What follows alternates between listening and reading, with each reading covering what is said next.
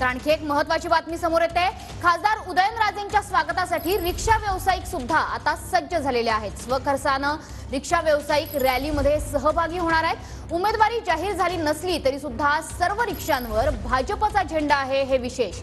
तर रिक्षा व्यावसायिकांचा उदयनराजेंना मोठा पाठिंबा मिळताना बघायला मिळतो आहे। साताऱ्यात आज खासदार श्रीमंत छत्रपती उदयनराजे भोसले यांच्या स्वागतासाठी मोठी अशी जय्यत तयारी करताना आपल्याला पाहायला मिळत आहेत। या ठिकाणी रिक्षा व्यावसायिक आहेत आणि त्यांनी देखील या भव्य अशा शिरवळपासूनच्या रॅलीमध्ये सहभागी होण्याचं आयोजन केलेलं आहे।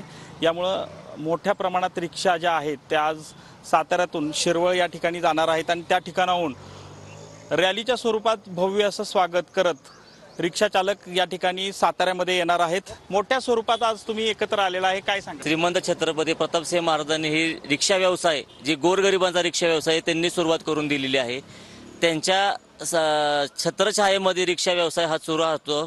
कधीही कुठलीही गोष्ट अडचण आली, छत्रपती उदयनराव महाराज हे आम्हाला प्रत्येक वेळी अहोरात्री किती बी वाजून दे आम्हाला सपोर्ट करतात, मदत करतात। कुठल्याही गोष्टीला अडचण आली की ते आमच्या पाठीशी खंबीरपणे उभे राहतात। आम्ही टोटल रिक्षावाले जेवढे साताऱ्यातले आहेत ते स्वतः आम्ही सगळे आमच्या खर्चाने आम्ही स्वतः वैयक्तिक आमच्या जातीनं आम्ही महाराजांना आणायला शिरवळ इथे निघालेलो आहे। कॅमेरामन अभिजित पिसेसह संतोष नलावडे, TV9 मराठी, सातारा।